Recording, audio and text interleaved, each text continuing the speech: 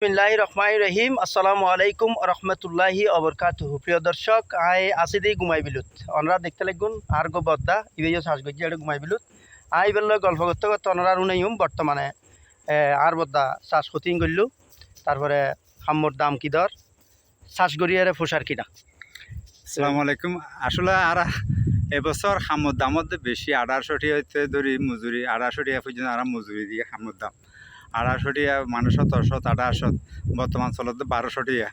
তো আর ধানের দাম আগর তুলনায় অনেক পড়ে গেই এবং ইয়ার দাম ওনার ওই সার দাম বৃদ্ধি, যার কারণে সরকারে এই ইয়ের মধ্যে বৃহত্তর গুমাইর বিল বাংলাদেশের 2.5 দিনও খাদ্য, কিন্তু সরকারের নজর না থাকার কারণে আর এই শাসলের প্রচুর ক্ষতি হয়।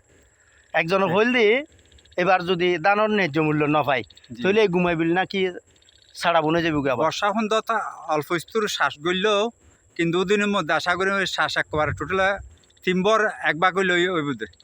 আচ্ছা, তাহলে এখন ওনারা সাইতেলে কিন্তু জিয়া নিয়ে নই দেখি সরকারের সুনজর।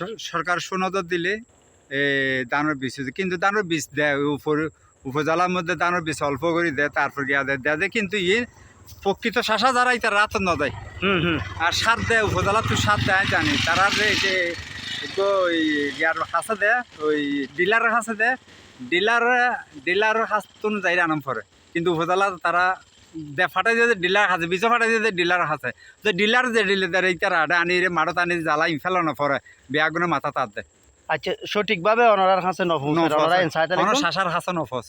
আচ্ছা, প্রিয় দর্শক, এই হইলি আর বদ্দা তারা যারা এটা ঘুমাই বিলুত মাঝে চাষাবাদ করে এই তারার মনের অনুভূতি এই নেই চাওয়া, আর কিছু নয়। ধন্যবাদ, ভালো থাকবেন। আসসালামু আলাইকুম।